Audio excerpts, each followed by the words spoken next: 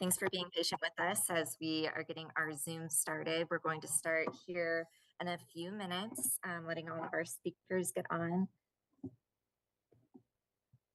And just verifying everybody can hear me, correct?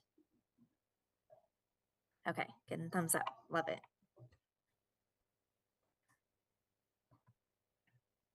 And this is being recorded, so I can send this out after the fact for anybody who might need it or just want it for notes.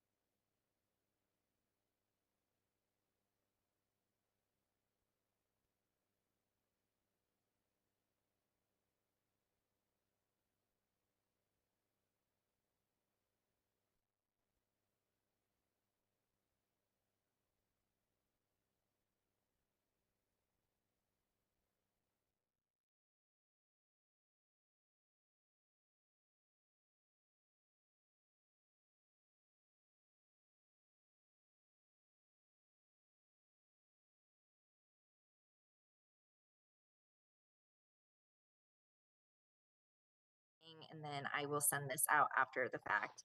I know my name says Jennifer, but this is Stacia Sellers with CDOT. So we will go ahead and get this kicked off.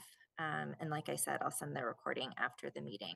But I'm going to send it over to our CDOT Executive Director, Shoshana Liu. All right.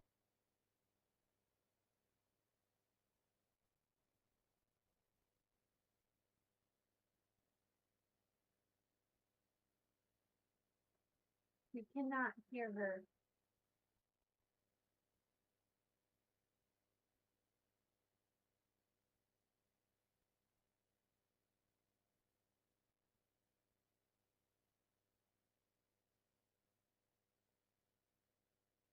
We can't hear her. I don't know if anybody can hear me. Is everybody able to hear the director? No. No. I can hear you, Matt. I couldn't hear her, though. Can you hear us now? Can you hear us? I could hear both of the people who just spoke then, but I could not hear the person speaking. Okay, how about now?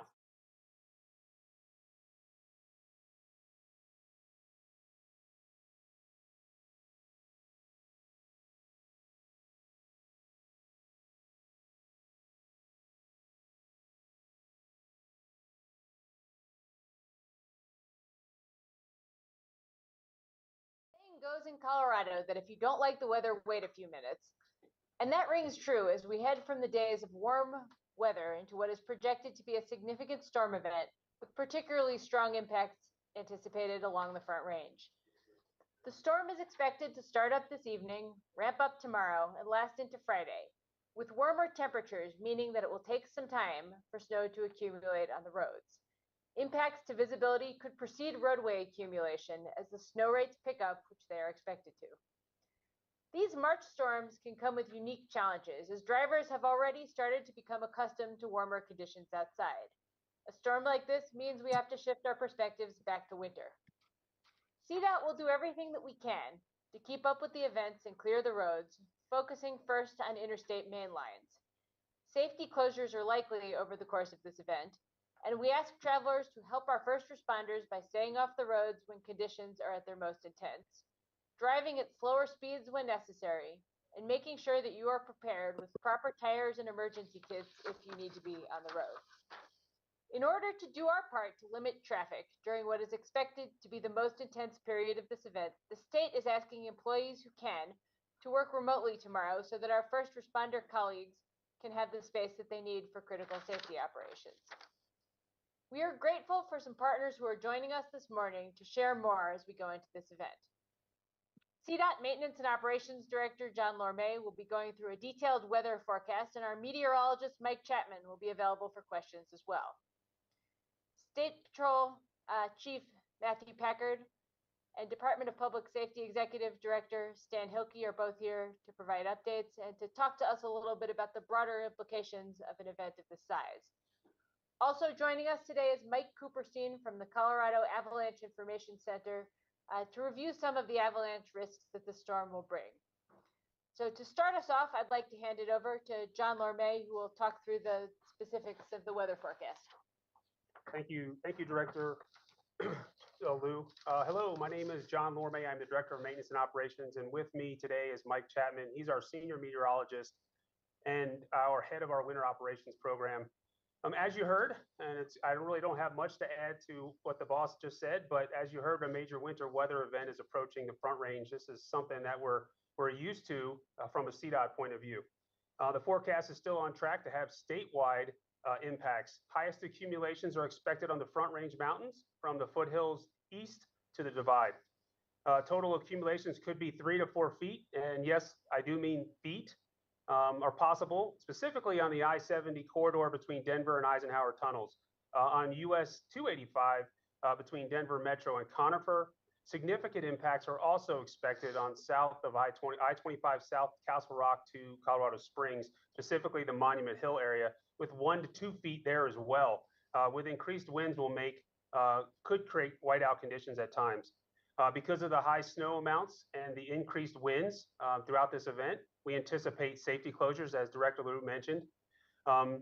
These closures will probably take place on I-25 between Castle Rock and Colorado Springs, specifically, again, Monument Hill, the I-70 mountain corridor between Golden and Eisenhower tunnels, and then secondary roads like 285 between C470 and Fairplay, Colorado 83 between Franktown and Monument. We are ready. As a department, we are ready. Anything that Mother Nature throws at us, and old man winter kind of piles on. We are at our highest staffing levels in a number of years. We have very few vacancies on our maintenance front due to all the extensive work that we've done over the past couple of years. We have all hands on deck. Director Lou has directed the department to all hands on deck approach to this storm. So we have engineer support, we have senior staff support, and all of our maintainers are present for duty.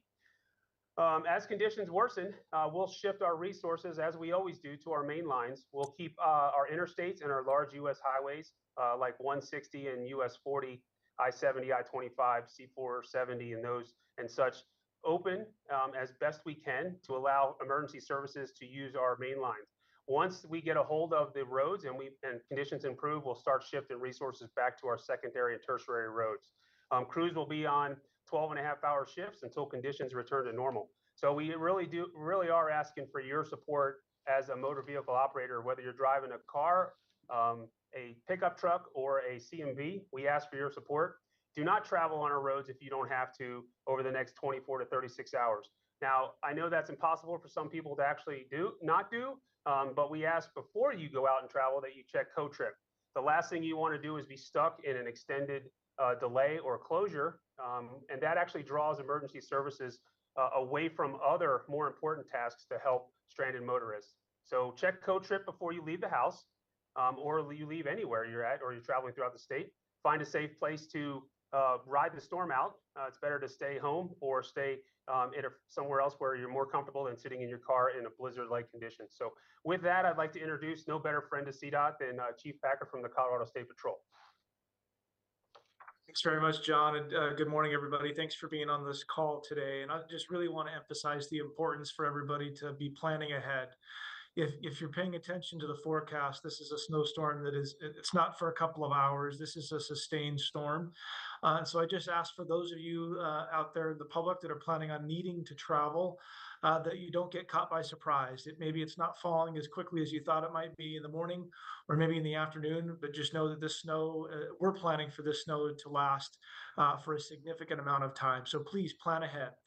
If you can get errands and miscellaneous type travel done today, I think that would be to all of our benefit. But I do want to pay special attention to the need to obey the closures. As our friends at CDOT have talked about, we are planning for preemptive and safety-based closures so that our highway maintainers have the opportunity to stay in front of this storm, and so that we can prevent crashes. And that's really one of the primary missions of the Colorado State Patrol, is to prevent crashes from occurring. And sometimes that means we have to close the road. So please obey those closures, whether they're staffed or not. If we've told you the road is closed, it's for your safety. And please just trust us. It's in the best interest. If you find yourself needing to travel over the next few days, please plan for the potential of an emergency. Bring food and water with you in your vehicle. Have extra warm clothing. Make sure your vehicle is fueled up sufficiently so that you can sustain if you need to be stuck in a car for more than a couple of hours. Please plan ahead, as is any case of potential emergencies. Planning ahead is the absolute key to success here. But again, travel only if you need to, please. If you can stay home, stay with your kids, stay around the table, around a warm fire. We will all be better for that. And I do also want one other important note. As our friends at CDOT are out there plowing, please be mindful of those plows. If you're traveling around and behind them, don't pass them. Give them the space that they need. When we crowd them and do dangerous driving around the plows, it diminishes from their ability to keep that roadway moving so that we can all get back to normal and that sunny Colorado weather. I will also tell you, from a Colorado State Patrol and first responder perspective, there is no other factor that is more significant in when our members get struck as they're out there doing their job than bad weather. So if you are driving, now is the time to slow down, take extra time, and be very mindful of when there are plows, fire trucks, tow trucks, police officers, state troopers out there doing their work. Sudden movements in a car are never a good thing, and that's an even worse idea when the weather's poor. So please be mindful of us. Move over, slow down, and plan ahead. This is going to be a significant impact in our state, but we can get through it together by planning and being smart. So thank you very much for your time. I think I turn it over to the Colorado Avalanche Information Center. Thanks. Good morning. Obviously, avalanches are part of life here in the mountains in Colorado. This is a significant storm event, and we're mostly concerned about new snow problems with avalanches here. So we're going to get a significant amount of snow on steep slopes. And as everybody knows, that can cause avalanches in Colorado. There's a potential for avalanche mitigation both Thursday and Friday mornings in areas on Loveland Pass, Berthoud Pass, around the Eisenhower Tunnel, and areas to the east. These are important closures. We want to control these avalanches. We want to bring them down under our terms instead of having them run naturally. We work really hard with the CDOT maintenance workers to do this work. Everybody should be prepared for these closures. And as everybody has said so far, staying out of these areas is very important over the next couple of days. If you do encounter an avalanche, there's a couple important things. First, don't try to drive through the avalanche debris. And the most important thing, if you're in the mountains and you're stopped, is you're much safer inside of your vehicle than you are out walking around. Just remember, you're vulnerable. Stay inside your vehicle and wait for help if you can do that. Otherwise, we'll be out over the weekend working with CDOT to mitigate avalanches, and we'll try to do this at times of the day where we don't affect traffic as much as possible. Director Hilke. Thanks. Hi, everybody. My name is Stan Hilke. I'm the Executive Director of the Department of Public Safety. I want to talk to a little bit about issues that may occur in this storm outside of roadway safety. We will also run the State Emergency Operations Center. They have been busy getting prepared and planning for any activities that occur in a storm. Typically, we know that storms like this, particularly ones with heavy wet snow, can often cause power outages. We're working with our energy sector partners and local governments and local fire and EMS on all of those issues to be prepared for any requests that come in that might have to do with power outages. In addition to that, sometimes, should somebody get stranded, there are shelter operations that need to be supported. Usually those are opened up at a local level, but sometimes supported by the state. The State Emergency Operations Center stands ready to support any local shelter operations that happen and can support multiple shelter operations around the state if needed. Additionally, we want to be prepared to support local fire and EMS if there are any rescue efforts that need to take place. Again, this is worst case scenario planning, but one of the things that we do know is sometimes these storms do tend to trap people on the road, which is why we're trying to make sure we get ahead of that and prevent that with safety closures, et cetera. But should it happen, we want to be prepared to support those as they become necessary. In addition to supporting local fire and EMS, we also have some resources that would be ready and available for rescue efforts in the Department of Public Safety between its several different divisions, including aircraft once the weather clears to be able to fly and look for any stranded motorists on any sections of highway that we have concerns about. So we just want to make sure that we're ready to react to all different kinds of requests and make sure that we're prepared to support any efforts that need to be around the state. I want to just footnote a little bit of some of what Chief Packard said. We really want to try to prevent people getting stranded. The more that we can do that, the more that we can concentrate on life safety issues. But if we get sucked into having to deal with people who are getting stuck or wrecks or those kinds of things that ignore the road closures, then the less we have the opportunity to be proactive and prevent life safety issues. So we're asking everybody to have patience with that and to honor those closures and make sure that you are prepared. For those people that have to travel, Chief Packard said it very well. Make sure that you're prepared to endure long closures if necessary.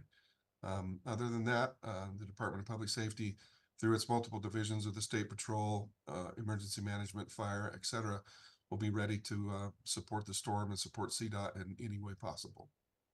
I think I'll turn it back over to Jennifer for facilitation of questions. Great, thank you so much.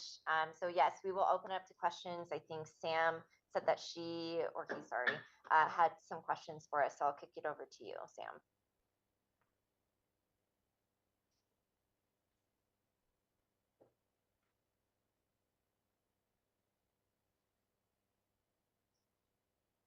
Okay, I'll open it up to questions in general. Ryan Spencer, go ahead. Yeah, I mean, we're halfway through March here. I think we're headed, into the spring break period. I'm just kind of curious to hear from somebody about, what are the travel outlooks kind of looking for the I-70 corridor this week, especially with a snowstorm that a lot of people are going to want to take advantage of. Yes, sir. This is John Lorme again. I would tell you, during the height of the storm, travel along the I-70 corridor is going to be pretty dang tough. It's going to be difficult for motorists and CMVs to climb that grade up to Eisenhower. But once the storm has started to relinquish its hold on us and the snowfall starts to dwindle as we get through Thursday night into Friday, our maintainers will grab a hold of the road like they normally do. I anticipate ski traffic not being affected over the weekend, pretty much from Friday afternoon all the way through until to Sunday evening. So, yeah.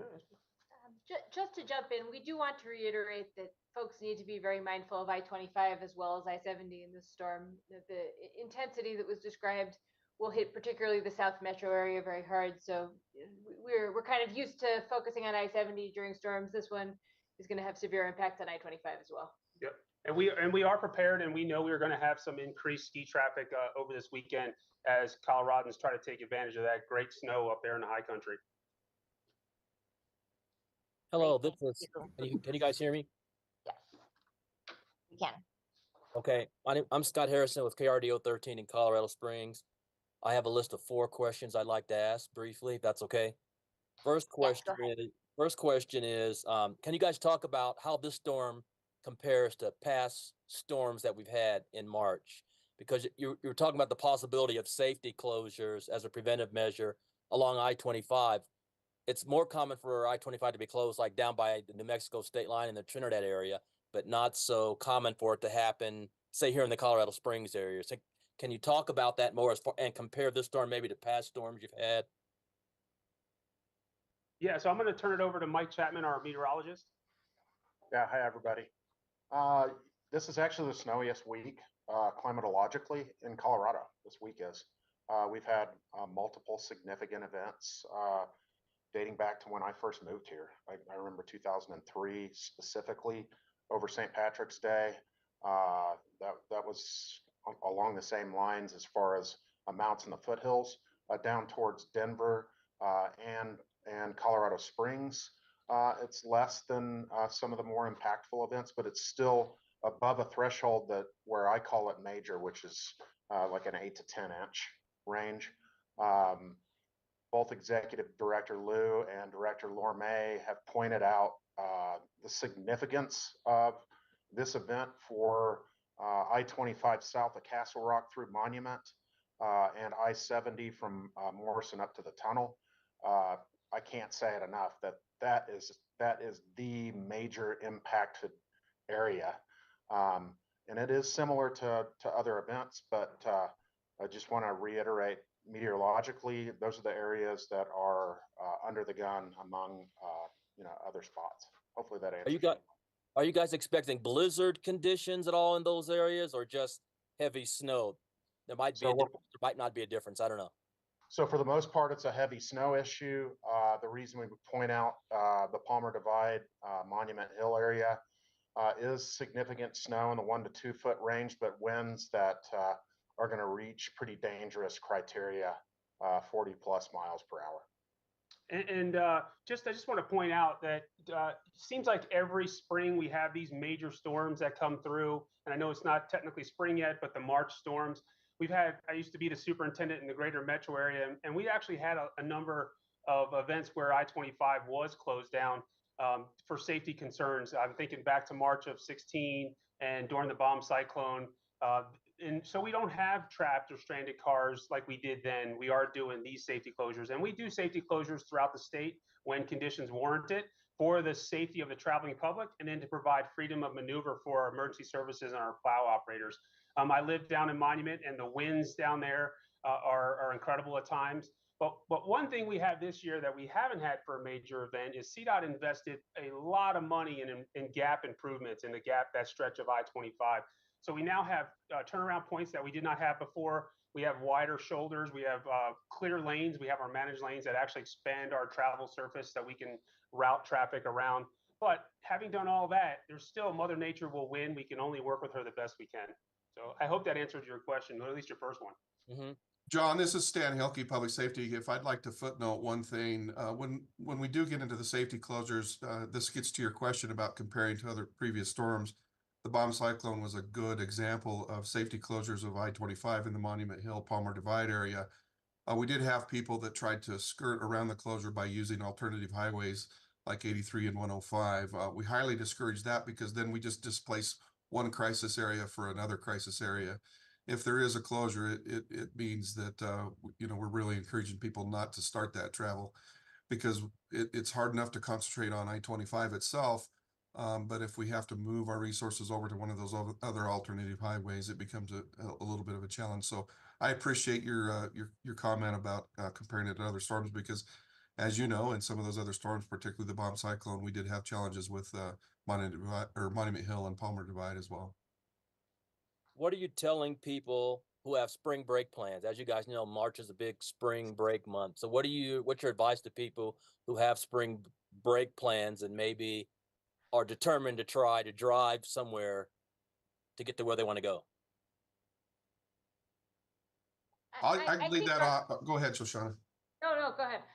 I was just going to say, the one thing about this storm is that it's coming in fast and it might leave fast, but even though it might be hard hitting, it would be wise rather than to start your trip on Thursday to wait until everybody is able to get the roads clear and take back control of all the roads and delay by maybe a day and a half.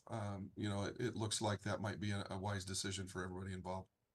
I'd also say just along those points, it's better to arrive somewhere safely with your automobile intact than it is to get stranded, to end up sliding off the road if the whiteout conditions are bad enough and a driver can't see. So it might be painful at the beginning of, or at the end of this week, at the beginning of spring break for some people, but a little bit of caution, a little bit of patience will pay off in the end. And yeah, if I was reminded, just check Code Trip for the latest and greatest when it comes to travel conditions and what routes are open and closed. You guys mentioned emergency shelters. Any idea as to where they might be and how many there might be? I'm assuming they'd be close to highways, but I wanted to ask you that. Thanks. I'll take that question again. Stan Hilke, Public Safety. At this point, there are no planned shelters. The way that will work is that they will pop up based on where needed. And we've got a lot of muscle memory in this regard, working with the locals. If there's a need for a shelter, it usually starts at that local level and then supported by the state. But at this point, we do know that there are local governments that are planning to stand up their EOCs in a readiness, proactive fashion. But I don't think that that shelters are being opened up in that regard yet, and it would be too soon. I'm going to give Erica a chance to ask a question because she's had her hand raised for a little bit. Hey, good morning, guys. Thank you for doing this. This is Erica Gonzalez with Fox 21 News in Denver. Two questions. The first one is, could you go over the anticipated road closures? I know you mentioned them in the beginning. I didn't catch all of them, though. So if you could repeat that, that would be great. And then also, if you can talk about what are sort of, like, what's the criteria that goes into deciding whether or not to put in these safety closures? Kind of spell that out for me, because I feel like sometimes we really need to relay that kind of information to our viewers to discourage them from even trying. So this is John Lomay, Director of Maintenance and Operations, and that's two great questions. The road closures that we're planning or we see possible is I-25 between Castle Rock and northern Colorado Springs. It could stretch down a little bit deeper into Colorado Springs depending on how the system moves. We also are looking at US 285 from E4 or C470 up towards Fairplay, and also looking at I-70 from the Golden area up to the Eisenhower tunnels. And to answer your second question, the number one thing that will dictate a closure is visibility and wind speed. And that's usually when we have a large amounts of snow and we have increased or elevated winds above 15 to 25 miles an hour, we have to basically consider a safety closure because drivers could lose visibility, slam into somebody in front of them that's actually driving for the conditions, or they could lose sight of the road and leave the road and hit an obstacle. It's also better for our plows. They have the same difficulties as a driver has, and by having less cars on the road, when there's lower visibility, then our plows can get through there and still work during those times. But if it's unsafe for our plows, it's unsafe for the traveling public. So if we suspend maintenance operations, then we'll close the road. And just to reiterate a point that's been made before, it is safer and more efficient for travelers to mindfully stay off the roads and be able to control when they find it safe to go back out than to get stuck without the resources and in a manner where they can't get out. So, both when there are safety closures and when we're using common sense about whether to go out on the road, really think about whether it is safer to wait it out until a snow squall passes, or it's better driving conditions before getting out there on the road. All right, we'll open it up to any additional questions. Oh, sorry. I don't know how to raise my hand here. This is Stephanie Earls with the Gazette. Okay. I have a couple quick questions. You talked about the impact to major highways, I-25, I-70. What do you think it's going to look like in the more local roads in the Denver metro area and also in Colorado Springs? Is the focus for clearing and plowing going to be in the major thoroughfares, or what's the local areas, metro areas going to look like? Great question. I would not feel comfortable speaking for those municipalities or the counties. I will tell you that CDOT conducts coordination, weather, and operations calls with all of our stakeholders. That includes almost every county in the state, as well as all our large municipalities. I do know that our peers on the DPWs, like the Dotties, they are aware of this, and I believe they're under the same impression as we are. It's probably an all hands on deck for them as well as us. I can't speak to their levels of service and what roads are important to them or not. So, I mean, I don't think that really answers your question, but I can tell you that we are passing all of our information and our information and operations packages onto them so that they can make the best, because we do have a lot of resources here. So we are sharing with everyone because we know that every road is connected to every other road. So. And as far as snowfall impact, and I guess this is a better question for your meteorologist, the snowfall impact in the metro areas. Do you still think it's going to be concentrated along those highway corridors, or yeah, do you think it's going to hit hard in the cities? Yeah, so I think the cities are going to be impacted. Like I said before, I think of a major storm for Denver, like metro, with a population to be 8+ inches. I think that's highly likely. I think the really significant snows are going to be west of I-25, up the I-70 corridor, 285 corridor, I-25 south of Castle Rock. But it's equal opportunity for the cities too with this system. Okay, one last question, sir, for you. You said this is one of the snowiest weeks ever. I mean, just in your experience, or is that like, data? Is it one of the snowiest weeks? This is this time of year? climatologically, since we've been keeping records, this is the snowiest week and the snowiest month for Colorado. Okay, and how long have you been keeping records? Those records go back to the late 1880s. Oh, okay, thank you very much. You're welcome. Here's my last question, you guys. What are you telling people who get stranded? If somebody happens to go out, even though you recommend they don't, and they get in trouble and they get stranded, how long can they expect to have to wait for someone to come and rescue them? Chief Packer, do you want to take that? Yeah, I can take that, and I appreciate the question, and the answer is it depends. Obviously, the more rural the road, the harder it is going to be for us to get to where someone has become stranded. As is always the case, if this is an emergency situation, then you can always call 911. But even on the main corridors, this seems to be setting up as one of those storms. If you're stuck, it's hard for me to give you an exact answer. It depends on so many different factors. But from a planning perspective, you need to plan on being there. Have the resources in your car to stay overnight, to stay warm, to have food and water and those types of things, but plan for hours. But avoid the situation altogether by minding the closures or just staying home. Chief, does that mean that you may not send any emergency personnel out to do rescues until after the brunt of the storm passes? We will do everything we can to respond to emergency situations. Like we always do, but sometimes we just can't get there. And so those are the situations that you need to plan for. If we can get there, we'll get there. It just might take us a long time. Dodge Chargers and Durangos, or we use the high wheeled vehicles and some of the other resources that are out there. Those things just take time. The more complex the response, the more time it takes. But we're never going to intentionally leave somebody stranded for a long period of time. We'll do whatever we can to get there. But please do your part and don't put us in that situation. If I can add to that, Chief, CDOT has also invested a lot of resources in our safety patrol program.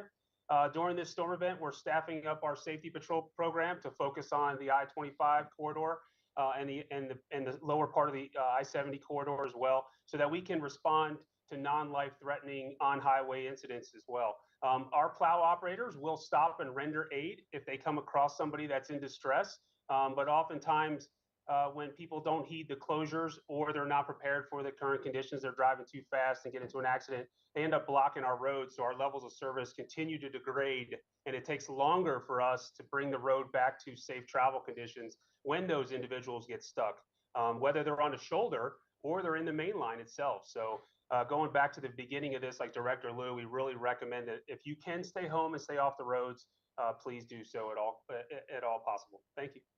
John, this is Stan Hilke from Public Safety. I also want to footnote that please don't forget that in addition to the state resources that you've heard from on this call here today, we have all the local resources, local fire, local EMS, local police and sheriff officials that will all be doing the same thing that we're talking about doing in their local areas as well. So, and part of our job will be to be coordinating with them and making sure that we don't duplicate efforts where needed, but also making sure that nobody gets left behind. And, the one thing that we worry about is the person that we don't know about. And I think that's what we're going to be doing to try to identify those areas that where there might be somebody that we don't know about, which is why we'll have our aircraft on standby should we, know that there's an area of the state that gets just absolutely hit hard, and there might be people stranded on the road as soon as the weather clears. If we need to put an aircraft in the air, we will. Great, thank you. I'm going to kick it over to Jocelyn, who has her hand raised.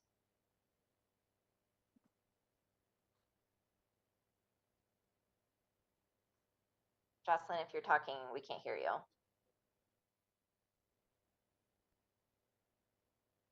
Okay, I'm going to kick it over to Vicente. Hi, thank you. Vicente with Fox 31 here. What are the plows doing? Does pre-treating do any good in a storm like this? Thank you. So every storm is different. There's a countless variables to responding to a winter weather event. If rain is coming in the forecast first, like it is for a large portion of this storm, we will not pre-treat because it'll just get washed away. For those specific areas where we expect frozen precipitation right away, then we will pre-treat. Pre-treat pre-treat works. It's a proactive approach to winter operations and winter maintenance that is all of our peers throughout the country that have winter operations programs use pre-treatment. It allows us to get ahead of that initial frozen bonding to the initial snowflakes on the cold pavement. Our pavement's pretty warm. We shouldn't have that initial freeze in this event. It's one of the benefits of a spring storm or a March storm. The roads are usually warm because we're in daylight savings. The sun is higher in the sky, so we have a lot more thermal heating effects. So that initial flash freeze that people talk about, or black ice, is probably not going to be that big of a deal during this event. But in places where it is, we will be pre-treating. Do we have any other questions?